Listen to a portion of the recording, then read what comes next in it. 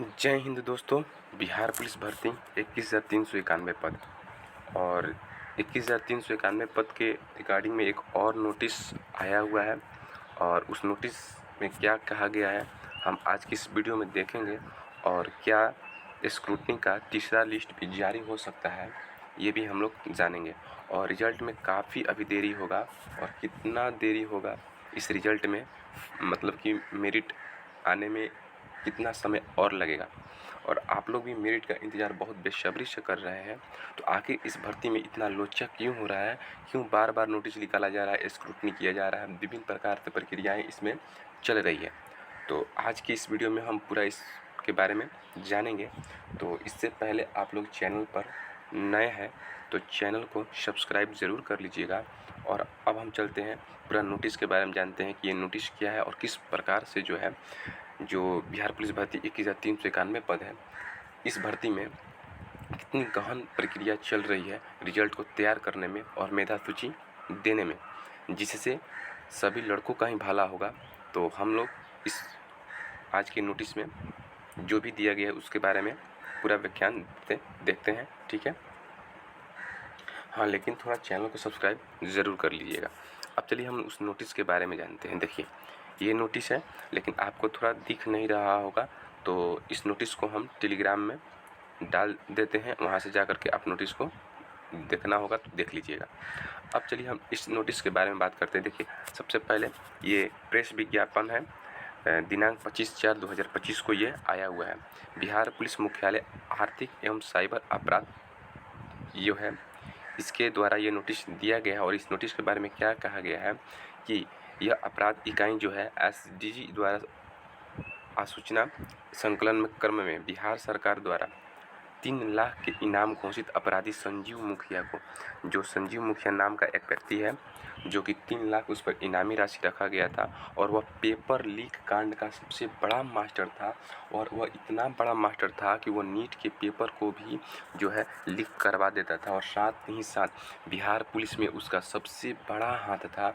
और बिहार पुलिस में जितना धांधली हुआ था उस धांधली में इस संजीव मुखिया का बहुत बड़ा ही इसमें योगदान है, जिसके कारण बिहार पुलिस में धांधली बड़े पैमाने पर हुआ है। और यह संजीव मुखिया जो है, ये जो भर्ती लिख कर आया था, यानी कि 21,391 में जो पहली बार जो पेपर हुआ था बिहार पुलिस का, जो कि रद्द हो गया, उसमें इसका बहुत बड़ा योगदान था। और उसी समय से इस पर इनामी राशि रख करके इसकी छानबीन चल रही थी और फाइनली इसको दानापुर में छापामारी करके पकड़ लिया गया है, ठीक है। और इस पर गहन तरीके से कार्रवाई की जा रही है। तो कार्रवाई किया जा रहा है कि कहीं ना कहीं इस बार जो है इसमें धांधली किया हुआ है कि नहीं किया हुआ है। अगर इसके मतलब रिगार्डिंग में कोई भी अपडेट आता है कि हाँ यह 21,391 में किसी भी प्रकार का कोई गड़बड़ी किया है, तो इस भर्ती में और थोड़ा सा डिले करके और निष्पक्ष तरीके से इसका मेधा सूची जारी किया जाएगा।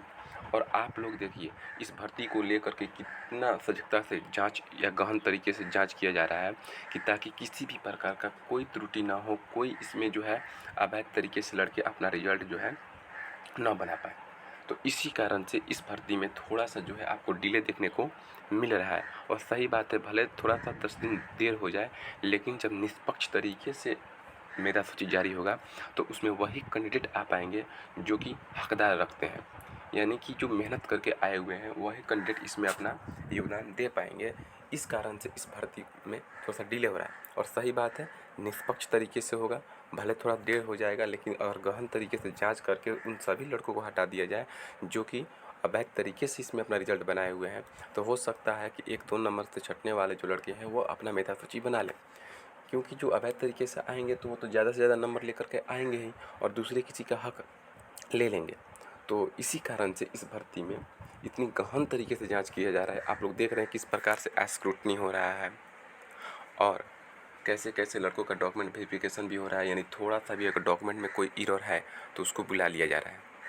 और अभी तक हम बात करते हैं कि डॉक्यूमेंट वेरिफिकेशन के लिए जो स्क्रूटनी का प्रक्रिया चल रहा था, उस स्क्रूटनी का दूसरा लिस्ट हो गया था, जिसमें पहला लिस्ट में 240 और दूसरा लिस्ट में 179 लड़कों को बुलाया गया था। अब है तीसरा लिस्ट आएगा कि नहीं आएगा। देखिए तीसरा जो लिस्ट है, तीसरा लिस्ट आने की प्रबल संभावना अब नहीं है, 9 के बराबर है। क्योंकि अगर आना चाहिए था तो अब तक आ जाना चाहिए था, क्योंकि इसमें प्रक्रिया फास्टिंग चल रही है स्क्रूटनी की। तो आज तो जो पिछला दिन 25 था तो 25 तक ही स्क्रूटनी था सेकेंड लिस्ट वाला, तो 25 को भी तो कोई नोटिस नहीं आया थर्ड लिस्ट का, और 26 आज है तो आज भी कोई नोटिस अभी आया नहीं है। तो ऐसा हो सकता है कि जो है स्क्रूटनी का थर्ड लिस्ट अब जारी नहीं होगा। संपूर्ण तरीके से स्क्रूटनी हो चुका है। अब इस भर्ती को लेकर के पूरा गहन तरीके से एक बार और जांच कर लिया जाएगा कि किसी प्रकार का कोई इसमें त्रुटि ना हो, और रिजल्ट का मेधा सूची तैयार करने में सारी प्रक्रियाएं अब जुट चुकी है। अब इस रिजल्ट को प्रकाशित होने में आपको कम ही समय लगेगा, मतलब कि उतना ज़्यादा नहीं लगेगा। एक बार और जांच प्रक्रिया चल जाए कि कोई इसमें त्रुटि वगैरह ना हो, तो इस भर्ती जो है 21,391 वाले भर्ती को इसके बाद इसका मेरिट जो है यानी मेधा सूची जारी कर दिया जाएगा। और ज़्यादा से ज़्यादा अगर इसमें समय लगने वाला है तो मात्र एक सप्ताह का और जो है समय इसमें लगेगा, और एक सप्ताह के बाद आपका जो है मेधा सूची बन करके तैयार हो जाएगा। क्योंकि स्क्रूटनी की पूरी प्रक्रिया संपन्न हो चुकी है, और जब स्क्रूटनी की प्रक्रिया जब पूरी तरीके से संपन्न हो चुकी है तो मेधा सूची तैयार करने में कुछ खास ज़्यादा समय आपको लगने वाला नहीं है। वो ऑलरेडी पहले से बन करके तैयार है, बस उसको अच्छे तरीके से मेधा सूची तैयार करके प्रकाशित करना का काम बच गया है, और वो आपको जल्द से जल्द एक सप्ताह के अंदर देखने को मिल जाएगा। आपका जो मेधा सूची है वो आपको एक वीक के अंदर अब मिल जाएगा। अब ज़्यादा समय नहीं लगेगा। जैसे ही यह मंथ ख़त्म होगा, अप्रैल ख़त्म होगा और मई आएगा, तो मई के फर्स्ट या सेकेंड वीक तक जो है आपकी पूरी प्रक्रिया मेधा सूची की संपन्न हो जाएगी। और आप लोग खुद देखिएगा कि मई के लास्ट तक और जो है जून के फर्स्ट वीक तक सभी लोग का ट्रेनिंग जो है स्टार्ट हो जाएगा। आप टेंशन ज़्यादा लेने की आपको ज़रूरत नहीं है।